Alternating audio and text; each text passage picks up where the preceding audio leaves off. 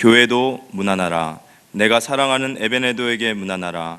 그는 아시아에서 그리스도께 처음 맺은 열매니라. 너희를 위하여 많이 수고한 마리아에게 문안하라. 내 친척이요 나와 함께 갇혔던 안드로니고와 유니아에게 문안하라. 그들은 사도들에게 존중이 여겨지고 또한 나보다 먼저 그리스도 안에 있는 자라. 또 주 안에서 내 사랑하는 암블리아에게 문안하라. 그리스도 안에서 우리의 동력자인 우르바노와 나의 사랑하는 스다구에게 문안하라. 그리스도 안에서 인정함을 받은 아벨레에게 문안하라. 아리스토블로와 블로의 권속에게 문안하라. 내 친척 헤로디온에게 문안하라. 나기수의 가족 중 주 안에 있는 자들에게 문안하라. 주 안에서 수고한 드루베나와 드루보사에게 문안하라. 주 안에서 많이 수고하고 사랑하는 버시에게 문안하라. 주 안에서 택하심을 입은 루포와 그의 어머니에게 문안하라. 그의 어머니는 곧 내 어머니라. 아순그리고와 블레곤과 허메와 바드로마와 허마와 및 그들과 함께 있는 형제들에게 문안하라. 빌롤로고와 율리아와 또 네레오와 그의 자매와 올lum바와 그들과 함께 있는 모든 성도에게 문안하라. 너희가 거룩하게 입맞춤으로 서로 문안하라. 그리스도의 모든 교회가 다 너희에게 문안하느니라. 아멘. 귀한 찬양 감사합니다. 우리 지난주에 불렀던 당신은 소중한 사람 하나 좀 부르고 설교 듣겠습니다.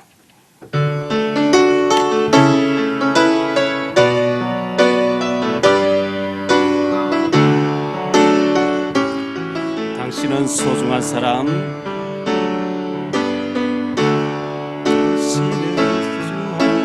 당신은 존귀한 사람,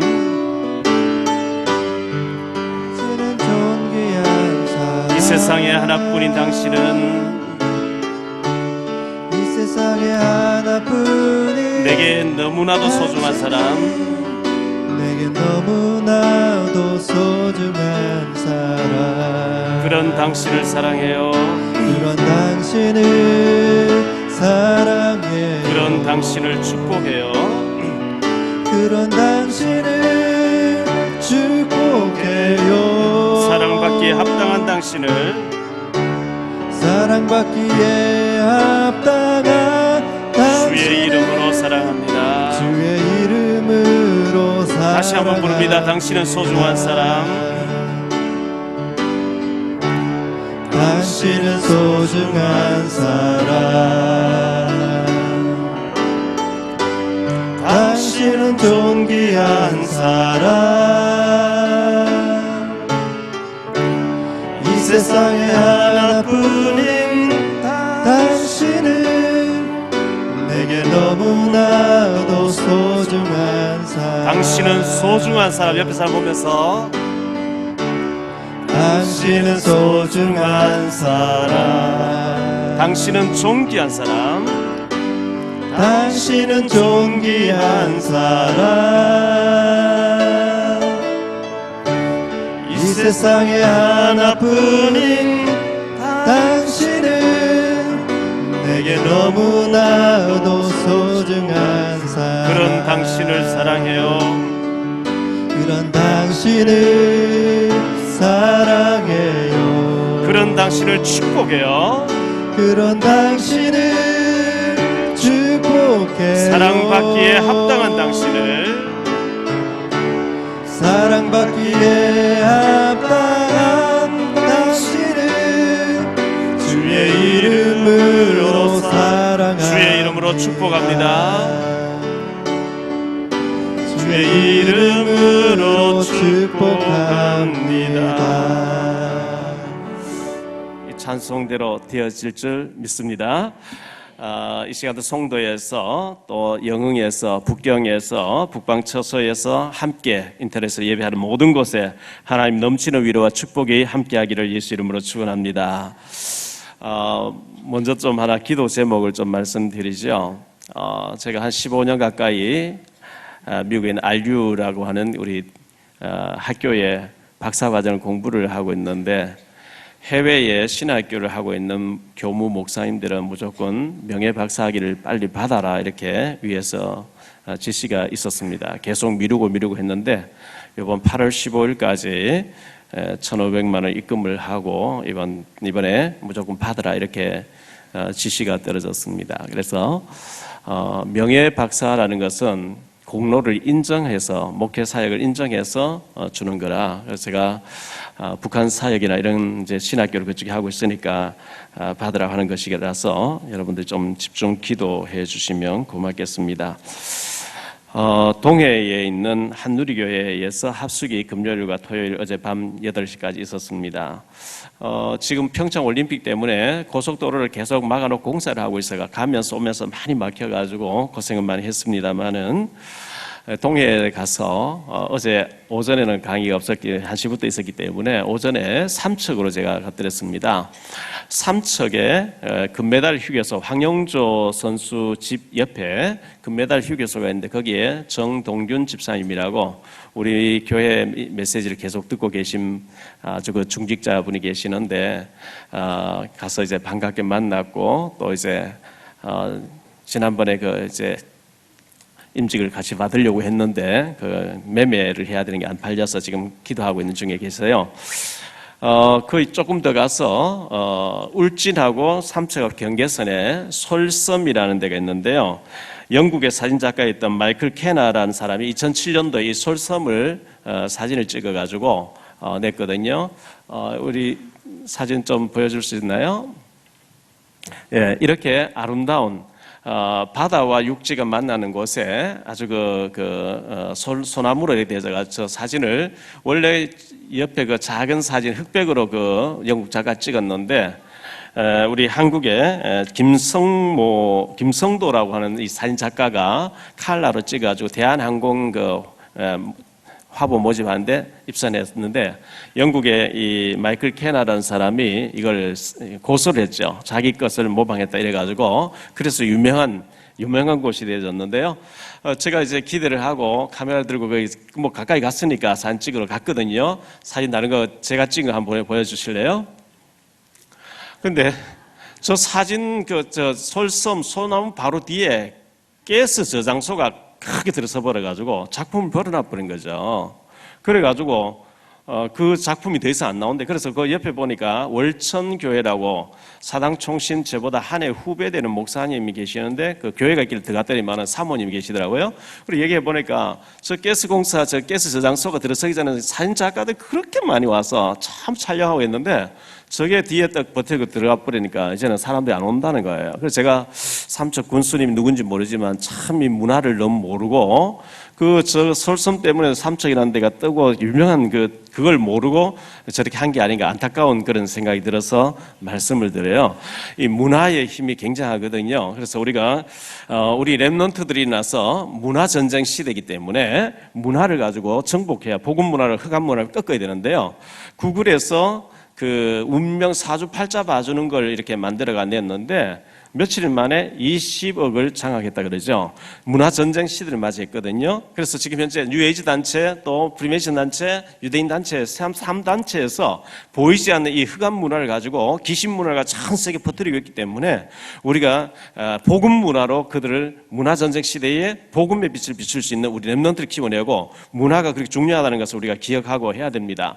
모세가 애굽에 가서 그 애굽의 우상 10가지를 깨뜨리는 작업을 했는데 그게 전부 애굽의 우상 문화예요. 사무엘과 다윗이 골리앗을 물리치잖아요. 이 골리앗이 다윗 그 전쟁 걸러 나올 때 여호와의 이름 부르는 자가 대표로 나와봐 이러면서 나는 우리 다곤 씨 이름 같은 나간다 이렇게 이 문화 전쟁이 영적인 전쟁이란 말이죠. 다윗이 바로 돌 하나 가지고 완전 끝장내 버리잖아요. 엘리사는 아람 나라와 더불어 문화 전쟁을 했고요. 다니엘과 그 친구들은 바벨론과의 그 흑암 문화와의 싸움을 했고 지금 그 초대교회 바울 사도는 로마의 우상 문화와 더불어 싸워서 완전 복음 문화를 바꾼 역할을 했거든요. 지금 북한에는 완전 주체 사상이라고 하는 김일성이가 하나님이라는 우상화가 되어져서 이 주체 사상을 완전히 흑암을 덮고 있기 때문에 우리가 탈북자를 신학생으로 키워내고 북한의 문 열릴 때를 대비해서 준비하고 이렇게 하는 것이 그리고 기회 있을 때 그쪽에 가서 자꾸 복음을 전하고 하는 것이 북한의 주체 사상, 흑암 문화를 무너뜨리는 작업인 줄 믿습니다. 우리 그래서 기도해야 되는 것이고 선교해야 되는 것이거든요. 에베소 6장 11절로 12절에 보면 우리의 싸움은 혈과 육에 대한 것이 아니고 공중의 권세 잡은 악한 영과 영적인 싸움이라 이렇게 말씀했습니다. 그런 측면에서 봤을 때 우리 지금 현재 우리 교회 장로님들 중에도 중직자 중 성도님들 중에도 전에는 잘 몰랐는데 메시지를 듣고 보니까 우리가 살고 있는 지역 옆에 우상제 뭐 점집이라든지 그 귀신들 들린 사람들의 집이 왜 그렇게 우상 숭배하는 사람 많은지 이제 그 앞에 가서 흑암 깎는 기도하고 사진 찍어서 올리고 기도하고 전부 이렇게 토를 달면서 아멘하면 그게 아무것도 아닌 것 같지만 하나님 보실 때는 영적인 전쟁이기 때문에 너무너무 귀한 줄 믿습니다. 영적인 싸움을 해야 돼요. 에베소 6장 10절로 20절에 완전 무장해서 마귀하고 싸우라 이렇게 말씀하고 있거든요. 이 흑암 문화가 완전히 다 덮이고 있는데 저 중국의 황사가 우리나라로 막 몰려오듯이요. 이걸 우리가 막지 아니하고 싸우지 아니하면 그게 전부 알게 모르고 우리 자녀에게 스며들어가지고 이 지금 유럽이 완전히 복음이 지나가고 난 뒤에 흔적은 있는데 안 믿는 그런 문화가 돼버렸거든요. 그런 식으로 우리 자녀들이 망해가면 안 되기 때문에 우리가 복음 운동으로 무라하고 싸움을 해야 되고요. 창세기 19장에 보면 소돔 고모라 성에 이 롯이 아브라함 조카 롯이 살고 있었는데 천사 3명이 아브라함에게 먼저 나타났어요. 창세기 18장에 보면. 그래서 아브라함이 대접받고 난 뒤에 네 이름을 아브라함이라 하라. 명령님한테 네가 이삭을 낳을 것이다. 쭉 얘기하시고 난 뒤에 나의 하려는 것을 내 벗 아브라함에게 내가 숨길 수 있겠냐. 사실은 우리가 지금 현재 저기 소돔 고모라 멸망시키는 천사들이다. 이러면서 멸망시키는. 그래서 아브라함이 하나님이 의인과 악인을 동시에 멸망시키면 됩니까? 거기 의인 50명 있으면 어떡하렵니까? 이러다가 의인 10명만 있어도 용서하겠다 그러죠. 결국은 없어서 천사 2명이 사람의 모양으로 롯의 집에 들어갔는데 밤새도록 사람들이 불량배들이 와서 롯의 문을 두드리면서 네 집에 들어온 사람 끌어내라. 우리가 상관하리라 그러죠. 창세기 19장 5절에 상관하겠다. 그 원어의 뜻이 동성이 하겠다는 뜻이에요. 그 정도로 부패해 있었거든요. 결국은 뭐 소돔 고모라를 완전히 불로 심판해 버리잖아요. 심판해 버리는데 그 멸망받는 너무 방탕하고 음탕하고 타락되어 있는 소돔 고모라 그 타락된 모습을 보고 이 아브라함 조카 롯이 마음 아파했대요. 베드로후서 2장 7절 8절에 보니까 롯이 그 밤낮 범죄하는 소돔 고모라를 보면서 안타까워했는데 의인 롯이라고 이름 붙여주거든요. 마태복음 5장 4절에 보면 애통하는 자가 복이 있나니 복음 몰라가지고 이 그리스도의 복음만 들어버리면 사는데 복음 몰라가지고 우상숭배 지옥을 향해 달려가는 사람 보면서 아무 감각이 없으면 우리가 어찌 하나님의 사람이라 할 수 있겠습니까? 저 사람이 복음 받으면 살 텐데 일본에 가보니까 우상으로 덮여있는데 저 나라에 복음 들어가면 살 텐데 지옥을 향해 달려가는 사람 보면서 안타까워하는 마음 우리에게 있어야 될 줄 믿습니다. 사무엘하 7장에 보면 다윗이요. 나는 백향목 왕궁에 가는데 하나님의 언약궤가 먼지나는 들판에 천막 속에 있어야 되겠느냐. 저 하나님의 언약궤를 모셔놓을 성전을 지어야 될 게 아니냐. 그런데 하나님이 선자를 보내서 얘기합니다. 너는 구인으로서 피를 많이 흘렸기 때문에 성전 짓지 마라 그러죠. 그러나 네 마음속에 그러한 마음이 있음이 내게 합하도다. 내가 네 이름을 존귀하게 만들어주겠다 이러거든요. 문제는 마음이 없는 게 문제예요. 유 목사님께서 24시 기도 이런 말씀을 참 많이 하시잖아요. 제가 이제 그런 말씀 계속 들으면 늘 듣는 얘기인데 묵상을 하는 가운데 그렇다. 24시 내가 염려할 게 아니고 24시 기도하면 주님 바라봐야 될 게 아닌가. 주여 뭐 잘은 모르지만 이 대한민국에서 가장 기도 많이 하는 가장 주님 많이 바라보는 부족하지만 그런 목사가 되게 해주옵소서. 할렐루야. 24시 염려하는 사람, 24시 남의 험담하는 사람, 24시 불신하는 사람, 그런 사람보다 24시 주님 바라보면서 믿음을 가지고 기도하는 사람, 묵상하는 사람 하나님 찾고 계신 줄 믿습니다. 열왕기하 6장 8절로 23절에 보면 엘리사가 24시 기도합니다.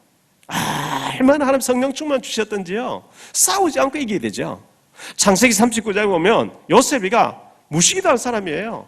기도 안 하면 못 살아남죠. 계속 기도했는데 하나님 뭐 애굽을 다 장악해버리게 만들어 주시잖아요. 그래서 우리가 기도해야 되고요. 다니엘은 바벨론에 가서 포로로 끌려갔습니다만 다니엘서 1장 8절에 보니까 뜻을 정하고 하나님 앞에 기도하기 시작했어요. 기도했더니 다니엘서 1장 20절에 바벨론의 모든 술객들과 박수들과 지혜자들의 지혜를 다 합친 것보다 10배나 뛰어난 지혜를 주셨다는 거예요. 열왕기상 3장 9절로 12절에 보면 솔로몬이 하나님 앞에 1000번제를 드리면서 1000번의 예배를 드리면서 계속 기도합니다. 하나님께서 꿈에 나타나셔서 내가 네게 무엇하여 주기를 바라고 네가 그렇게 기도하느냐 묻자. 하나님, 저는 어린 아이입니다. 내 아비 다윗은 너무 훌륭해. 나는 너무 어리고 연약하고 부족한데 내가 하나님이 이 왕자리를 줬는데 감당하지 못하니까 내게 지혜를 주십시오. 이렇게 기도했거든요. 하나님께서 네가 원수멸하기를 기도하지도 않고 부귀영화 누리게 장수하기를 원하지도 않고 내가 네게 맡겨준 백성을 하나님 뜻대로 잘 인도하려고 기도했으니 지혜를 구했으니까 네가 구하지 아니한 이 모든 것을 네게 이것저것 더해주겠다.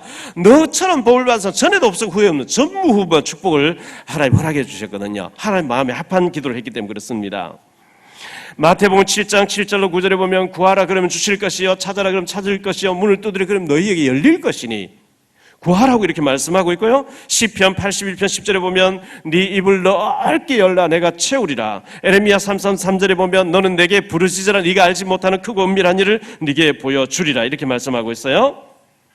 역대상 4장 9절로 10절에 보면 야베스는 그의 형제보다 귀중한 자라. 그의 어머니가 이름하여 이르되 야베스라 하였으니 이는 내가 수고로 인하였다 함이었더라. 야베스가 이스라엘 하나님께 아뢰어 이르되 주께서 내게 복을 주시려거든 나의 지역을 넓히시고 주의 손으로 나를 도우사 나로 환난을 벗어나 내게 근심이 없게 하옵소서 하였더니 하나님이 그가 구하는 것을 허락하였더라. 굉장히 이 야베스라는 사람이 학자들의 말에 의하면 불행하게 태어났대요. 불행하게 태어난 어떤 장애를 입었는지 모르겠습니다만은 불행하게 태어났는데 그걸 보고 세상 사람들은 운명이다 그리고 팔자라 그러죠. 태어나기를 그렇게 태어났으니까. 그런데 이 야베스는 그것을 그대로 가지고 있는 게 아니고 하나님 앞에 기도했대요. 하나님 내게 복을 주세요. 근심이 없게 해주세요. 지경을 넓혀주세요. 이렇게 기도했는데 하나님이 그가 구하는 것을 허락하셨더라. 하나님 앞에 기도하는 기도의 용사들이 다 되시기를 예수 이름으로 축원합니다. 제가 지난주에도 이 책에 대해서 좀 말씀드렸는데 다시 한번 좀 말씀드릴게요. 아마 1층에 우리 책을 파시는 권사님들이 준비해놨을 거예요. 미래산업의 정문술이라는 사람이 쓴 책, 나는 미래를 창조한다. 꼭 한 가정에 한 권씩 사서 보세요. 우리 어른들 세대에도 읽어봐야 되고 우리 자녀들도 읽어보면 아이들은 책 하나가 인생을 바꿀 수도 있거든요. 이분이 전북 임실에서 고향입니다. 그분 책에 예전에 쓴 책 나는 43세 시작합니다. 여러분 왜 벌써 절망하시고 그런 책이 있었는데요. 임실에서 콜리게로 이제 자라고 있을 때래요. 낯선 사람 지나가다가 손을 딱 잡고 한참 이렇게 살펴보시더니만은 요놈 큰일 할 놈이다 이렇게 얘기하더래요. 너는 큰일 할 놈이다. 근데 그게 이 사람의 머리에 딱 각인돼 버린 거죠. 그래서 뭐 살다가 힘든 일이고 처음에 사업하다 사기당해가지고 자살하려고 막 수면제 가지고 산에 올라가 자살을 이렇게 했는데 그 말이 자꾸 기억이 나더래요. 큰일 날 놈이다. 제가 수요일 저녁 예배인도하면서도 그런 얘기를 했습니다. 제가 초등학교 마치고 대구로 나와야 되는데 객지 나오려면 차비가 없는 거예요. 그 당시에 차비가 100원인데 이제 어린아이를 해서 절반 가격이 100원인데 근데 마을에 그 소경 대신 할아버지가 점처주로 이제 몇 주 동안 청송군하고 의성군 다니는데 내가 가자 하는데 네가 내 지팡이 잡고 가면 내가 돈을 좀 주겠다. 그러니까 한 바퀴 다 돌았잖아요. 다 끝나고 난 뒤에 저의 점도 할아버지 봐주세요. 돈 받지 말고 봐주세요. 제가 어릴 때 14살 때 그런 얘기를 했단 말이죠. 그리고 알았다고 몇 주 동안 수고했으니까요. 수도 파이프 요만한 노란 거 있는데 그 파이프 같이 생겼는데 거기다가 구슬 하나 들어갔어요. 그래가지고 뭐 이렇게 흔들어요. 쩌렁쩌렁 떨렁떨렁. 한참 동안 주문을 소경이는 눈 감고 이제 하다가 전격이 나왔다는 거죠. 저보고 너는 장가 2번 가야 될 팔자라. 다른 얘기 안 하고 그렇게 딱 얘기해 버리는 거예요. 너 조금 있으면 객지 나갈 것이에요. 객지 나가면 뭐 당연하게 이미 답이 나와 있는 것이었고요. 그런데 그게 이제 딱 각인돼서 제게요. 집사람하고 결혼해 가서 막 갈등이 오니까 2번 가야 된다 하더니 진짜 이제 이래 된 거예요. 그게 아무것도 아닌 것 같은데 그게 굉장히 무서운 거죠. 제가 이제 방위 받고 제대할 때쯤 돼서 지금 처갓집인데 그때 처음에는 양자로 들어오라 그랬어요. 뭐 어떻게 저도 기도하다 보니까 들어가야 될 그런 상황이 돼서. 근데 집사람 큰아버지가 대구 도청, 지금은 고인이 되셨는데 도청에 계셨는데 이분이 차를 몰고 제가 이제 뭐 양자로 들어온다 하니까 왔어요. 한참도 물어보는 거죠. 뭐 제가 방위 받을 때 바짝 말라있으면 머리 빡빡 깎아갖고 뭐 볼 게 없잖아요. 근데 다 얘기해보고 제보고 질문하고 다 하시고 따지고 다 하시더니만은 이제 동생 제 상인인데 얘기를 하는 거죠. 요놈 묘하게 생겼는데 큰일 할 놈이다 이렇게 얘기하는 거예요. 그런데 그게 기분 나쁜 얘기는 아닌데 그게 별소리 아닌 것 같은데 굉장히 중요하게 딱 각인돼 버리거든요.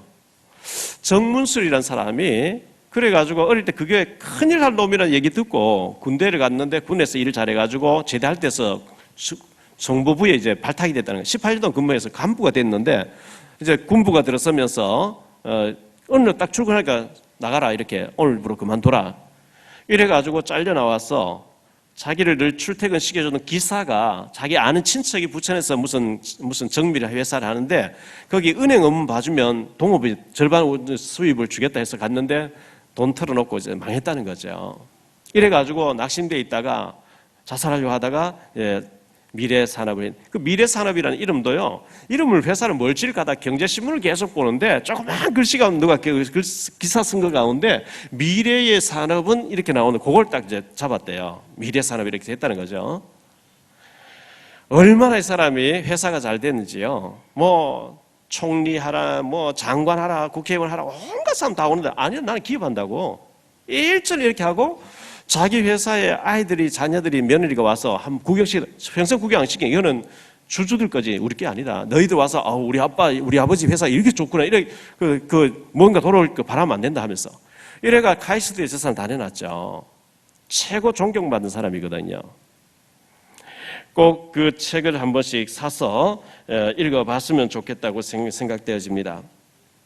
그런데 그 책을 읽어보니까 뭐라고 하느냐니까 이 정문술 회장이요. 국정원에 있다가 아주 좋은 직장에 잘 있었는데 간부로 있다가 하루아침 지나놓고 보니 잘리기를 잘했다는 거죠. 군대에 있다가 그 들어간 것도 잘한 거, 잘리기를 잘하고 부도나기를 잘했고 그리고 이 사업을 해서 내가 이렇게 해서 이거 내 것도 아니고 하나님 맡겨준 건데 다 카이스트에 내놓고 미래 인재들의 그 생명공학을 위해서 내놓고 이렇게 모든 것이 다 잘 됐다고 이렇게 잘린 거 그 당시는 막 아프고 쓰리고 막 속이 상했지만 지나놓고 보니까 그게 전부 더 잘 되는 계기가 되더라는 거죠. 로마서 8장 28절에 얘기하고 있잖아요. 우리 믿는 자에게는 모든 것이 합력해서 유익되게 하실 줄 믿습니다. 요셉이가 팔려가기를 잘했죠. 누명에서 감옥 가기를 잘했죠. 거기서 뭐 모든 일어난 일들 다 이제 지나놓고 보니까 전부 그게 세계보험하는데 가는 과정이었거든요. 지금 우리에게 안 좋은 일, 힘든 일, 아픈 일 전부 그것을 거기서 절망하지 마시고 더 합력해서 유익되게 하는 일에 하나님 앞에 쓰임받는 저와 여러분 되시기를 예수 이름으로 축원합니다. 자, 우리가 신앙생활하면서 롤 모델적인 장면을 봐야 되는데 구약의 아주 모델적인 인물들은 마태복음 1장에 예수님 혈통에 쓰임받은 사람들이 우리가 굉장히 본받아야 될 사람들입니다. 그리고 히브리서 11장에 나오는 사람들이 우리가 본받아야 될 사람들이거든요. 구약의 인물들입니다. 그런데 신약의 인물들 중에는 우리 모든 목회자와 모든 중직자가 지향해야 되고 이런 사람들 남겨야 되고 이런 제자를 만들어내야 되는데 로마서 16장 인물들이에요. 바울 사도를 만나서 그리스도의 완전히 생명 건 사람들의 한 34명 정도 명단이 나옵니다. 이 사람들의 별명이 7가지 붙어 있거든요. 그래서 로마서 16장의 인물들을 키워내는 게 우리의 또 목적이고 그렇게 되어야 되고 이 사람들이 생명까지 딱 내놓고 재산 내놓고 힘을 썼는데 로마가 250년 만에 기독교로 뒤집어지는 세계 성교 센터로 바뀌어지는 이런 일로 바뀌어졌거든요. 그래서 로마서 16장은 너무 중요한데 먼저 생각할 말씀은 집에 있는 교회입니다. 성경에 보면 집 얘기가 굉장히 많이 나오거든요. 집을 영어로는 홈이라고 하기도 하고 하우스라고 하기도 하고 스위트룸이라고 하기도 하죠. 사람들이 가서 들어가서 육신적으로 쉬기도 하고 하는 집인데요. 분명히 그런 집들은 많이 세계 도처에 많이 있잖아요. 많이 있는데 거기에 복음의 생명건, 복음 때문에 살아야 될 이유를 가진 사람들이 사는 집은 성경은 다르게 기록하고 있거든요. 그래서 이 박해 시대 때 예수를 모이면 잡아 죽이는데도 불구하고 사람 사는 집에 사람이 왔다 갔다 하는 거, 밥 먹고 있는 거는 말 못하니까요. 그런데 그들이 그냥 얘기하는 척하면서 복음을 얘기해서 완전히 복음으로 각인시키고 체질화 만들고 사상을 만들어가지고 생명 거는 이런 제자들을 집에서 키워냈거든요. 그걸 보고 미션홈이라 하기도 하고 가정교회라고도 합니다. 고린도전서 16장 19절에 보면 브리스가와 그 집에 있는 교회, 분명히 브리스길라 아굴라 부부가 사도행 18장에 바울 사도를 만나서 어비 같음으로 천막 깁는 일을 하면서 그 집에서 말씀 운동을 일으켰는데 성경은 브리스가와 그 집에 있는 교회라고 얘기하고 있어요. 골로새 4장 15절에 눈바와 그 집에 있는 교회라고 얘기하고 있습니다. 빌레몬서 1장 2절에 보니까 자매 아비아와 우리와 함께 병사된 아키뽀와 내 집에 있는 교회에 편지하노라. 전부 집을 교회라고 표현하고 있어요. 사도행전 17장 5절에 야손의 집, 사도행전 10장 6절에 보니까 시몬의 집, 사도행전 9장 43절에 무두장이의 집, 사도행전 16장 15절에 루디아의 집. 집 얘기하는 적, 부동산 업자도 아니고 그냥 집 얘기하는 게 아닙니다. 집에서 제자들이 모여서 생명운동 하더라, 말씀도 하더라, 기도운동 하더라, 그걸 얘기를 하고 있거든요. 그냥 보면 겉으로는 집이에요. 사람 사는 집인데 그런데 그 속에서 그리스도의 생명운동 하고 있단 말이죠. 예비된 제자를 부르기도 하고 말씀운동하고 포럼하고 집은 또 보내기도 하고 그곳 기도운동하고 이렇게 하는데 거기에서 로마를 뒤집을 만큼 일꾼들이 일어나기 시작하는 거 있죠. 이 집에서 시작된 교회가 나중에는 지역을 바꿔버리는, 문화를 바꿔버리는, 지역을 살리는 개교회로 발전하고 있거든요. 그래서 우리 여러분의 집에서 이 성경에 나오는 미션홈이라고 하는 눈바와 그 집에 있는 교회, 브리스가와 그 집에 있는 교회, 루디아와 그 집에 있는 교회, 참 야손의 집의 교회, 여러분의 집에서 잠만 자고 밥만 먹는 집이 아니라 복음 때문에 제자들이 모여서 기도 운동하고 말씀 운동하는 정말 성경에 나오는 미션홈 같은 지교회 운동이 일어나게 되기를 예수 이름으로 축원합니다. 자, 여기에 7가지 별명이 나온다 그랬죠. 이걸 보고 이명 계약 가진 자라 이렇게 얘기합니다. 1절 2절에 보면 베베라는 사람이요 보호자였다 이렇게 얘기하죠. 전도자의 보호자 역할을 했습니다. 어떻게 보호자 역할인지 잘 모르겠습니다만 일단 보호자 되려고 하면 능력도 있었겠죠. 여러 가지로 보호자 역할을 했겠죠. 3절 4절에 브리스길라 아굴라 부부는 바울 사도를 위해서 목숨까지 딱 내놨다 그러죠. 전 재산도 내고 목숨 내놔가지고 로마를 완전히 정복하는 일에 정치 경제에 영향을 주는 그런 사람이었습니다. 5절과 8절에 보니까 사랑하는 자 이렇게 나오거든요. 요한복음 21장 15절 17절에 보면 요나의 아들 시몬아 네가 이 사람들보다 나를 더 사랑하느냐. 예, 제가 주님 사랑 주님 아시지 않습니까? 나를 사랑하거든 내 어린 양을 먹여라, 내 어린 양을 쳐라, 내 어린 양을 먹여라. 3번 반복해서 말씀하시잖아요. 주님을 사랑하거든 연약한 심령을 돌보라 이렇게 말씀하고 있어요. 신명기 6장 4절로 9절에 보면 너는 마음을 다하고 힘을 다하고 뜻을 다하여 주 너의 하나님을 사랑하고 그 사랑하는 마음을 가지고 네 자녀에게 부지런히 가르치는데 이마에도 붙이고 손목에도 붙이고 옷술에도 붙이고 천장에도 붙이고 문설주에도 붙이고 이래서 일어날 때에도 강론하고 누웠을 때 앉았을 때 계속 길 갈 때에도 말씀을 각인시키라 이런 얘기하거든요. 그 각인 운동하는데 먼저 주님을 마음을 다하고 성품을 다하고 뜻을 다해서 주님을 사랑하는 그 사랑하는 마음 가지고 해라 이렇게 얘기하고 있거든요. 계시록 2장 4절 5절에 보니까 에베소 교회가 처음 사랑을 버려버렸대요. 회복하지 않으면 촛대를 옮기시겠대요. 고린도전서 13장 1절로 13절에 보면 내가 산을 옮길 만한 능력이 있고 온 몸을 불사르게 내놓는다 할지라도 사랑이 없으면 우리는 꽹가리와 같고 고린도전서 16장 22절에 보니까요. 만일 누구든지 주를 사랑하지 아니하면 저주를 받을 것이니라. 이 주님을 사랑하지 않는 그 자체가 저주라는 거예요. 저와 여러분은 주님을 뜨겁게 사랑하는 자들이 되시기를 축원합니다.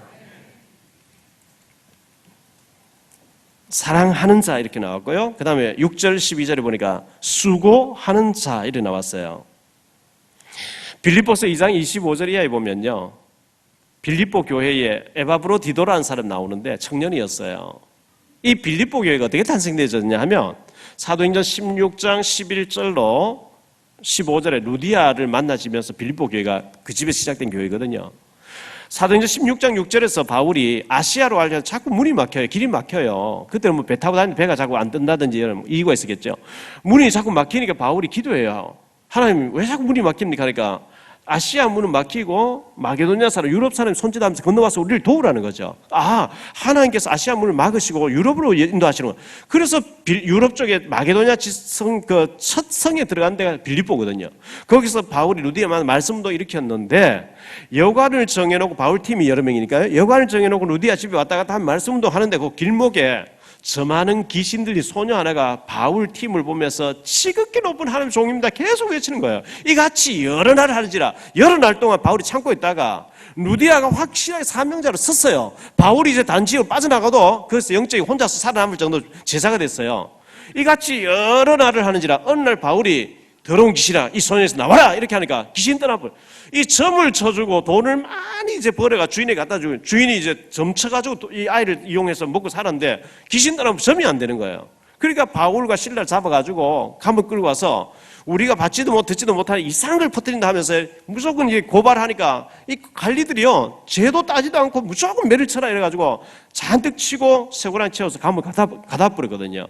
바울은 로마 시민을 딱 보여주면 절대로 체포당하자 매맞지 않고 그냥 정식으로 재판받을 수 있는데 시민권 가졌으면 안 보여주고 있다가 감옥 안에서 착고에 채워진 채로 밤중에 기도하고 찬송하려고 옥문이 다 열려져 버려요. 간수장이 자다가 죄수들이 도망가주려고 칼을 빼 자살하려고 하죠. 네 몸을 상하지 말라 우리가 다 여기 있노라 하니까 벌벌벌 떨면서 선생들아 내가 어찌하면 구원 얻겠냐 이러되 주 예수를 믿으라 그리하면 너가 내 집에 구원을 얻으리라 이래가지고 바울과 실라를 모시고 와서 자기 그 밤에요.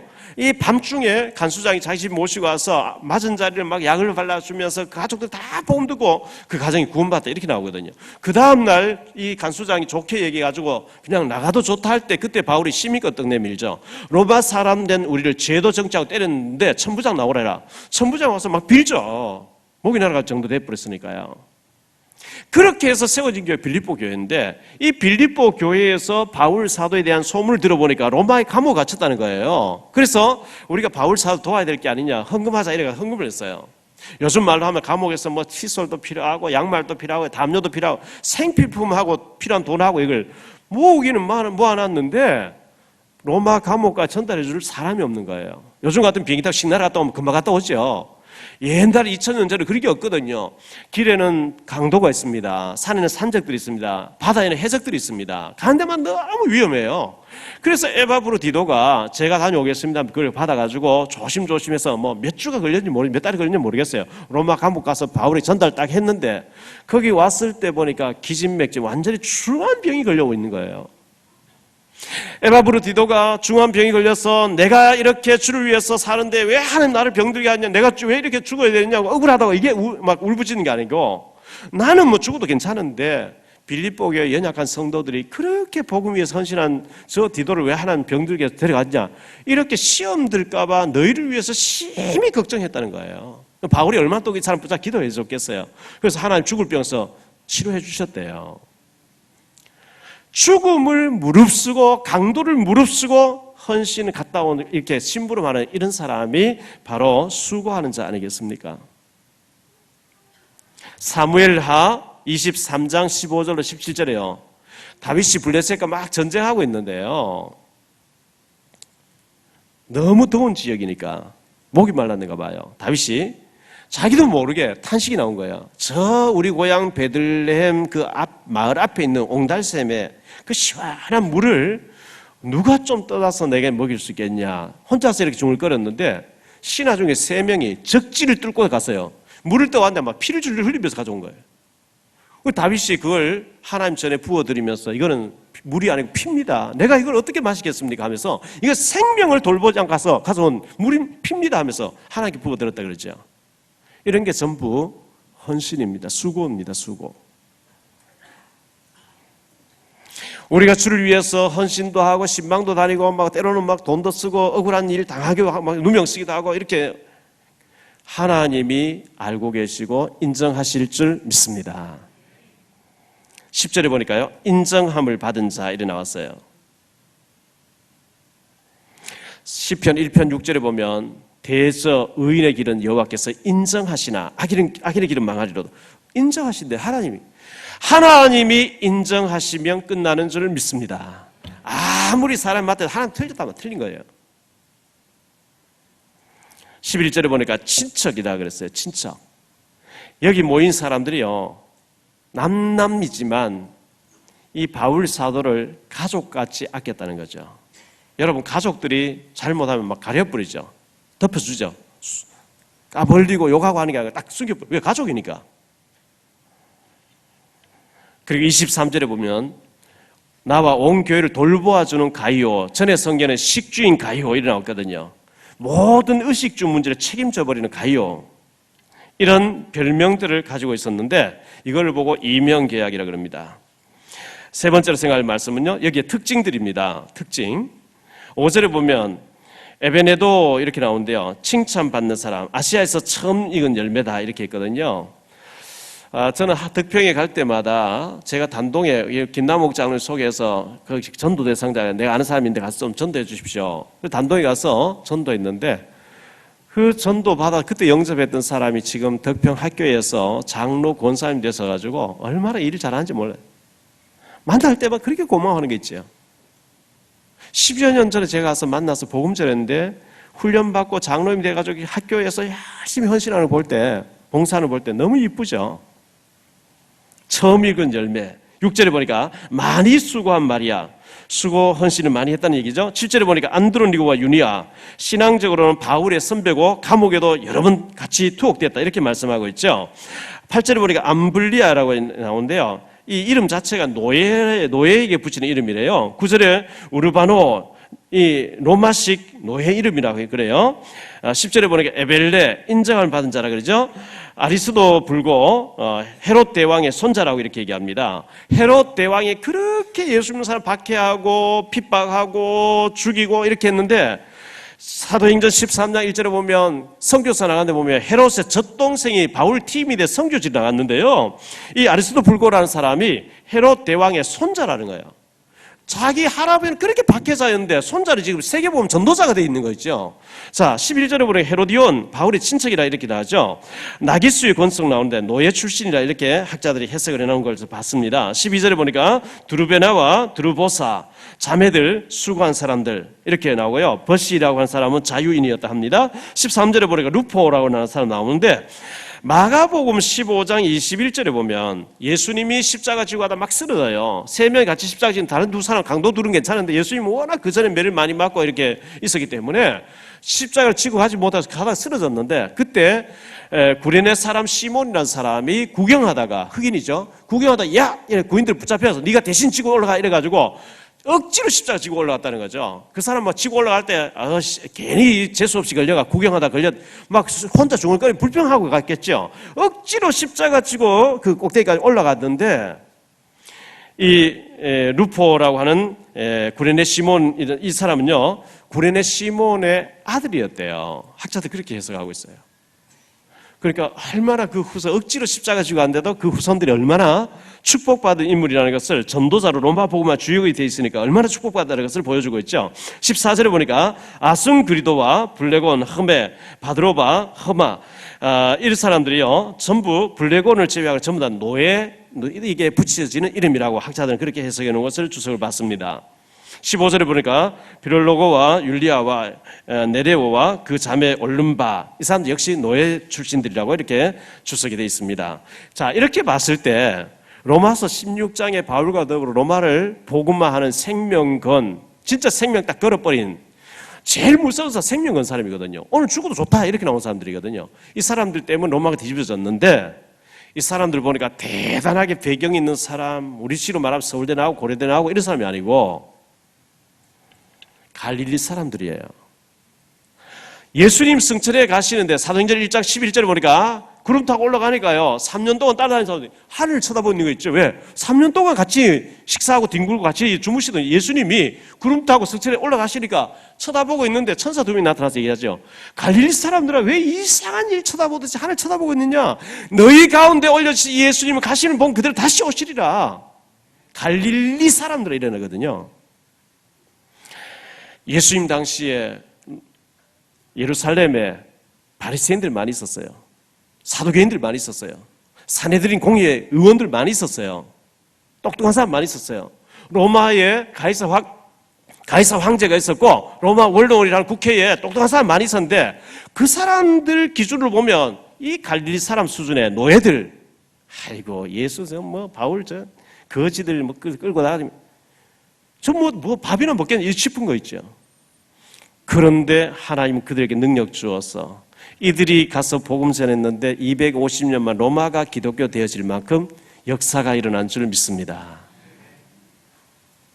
너무 하버드 나오고 서울대 나오면요 가진 게 많아서 주님 부름에 응답 못해요. 가진 게 많아 못 내려놔요. 아까워서 못 내려놓죠. 그런데 갈릴리 사람들은 어차피 없어요. 이판사판이죠. 주님 불러주니 감사하고 연길에서 탈북자 만났는데요. 만수주공 쪽에 저쪽에 와 있어요. 가서 신학 가라 하니까 몇 년 전에 얘기죠. 신학 가라 하니까 신학 가려면 다 버리고 가야 되는데 자기는 버릴 수가 없어. 제가 네 가진 거 뭐 있냐 버리게. 탈북자가요 아무것도 없이 와놓고 다 버려야 되기 때문에. 버릴 게 있는 게 그런 얘기하면 이해가 되는데 아무것도 없어요. 노예들 같은 사람을 들어서 로마를 복음하는 주역으로 하나님이 세워주셨는데요. 고린도전서 1장 21절에 하나님의 지혜에 있어서는 미련한 자를 들어서 지혜로운 자를 부끄럽게 한다. 아무것도 가진 자 없는 자를 들어서 하나님은 세계복음 하시겠다. 그래서 우리가 희망이 있는 줄 믿습니다. 저와 여러분이 이 복음을 받았기 때문에 조금만 기도해 보세요. 조금만 더 헌신해 보세요. 로마서 16장의 이 인물들 때문에 로마가 뒤집어진 것처럼 하나님은 연약한 우리를 불러서 북한 살리고 민족 살리고 세계 살리는 일에 우리를 주역으로 쓰시기 위해서 불러주신 줄 믿습니다. 우리 모두가 로마서 16장 인물들처럼 쓰임받는 축복이 있게 되시기를 주 예수 그리스도 이름으로 축복합니다.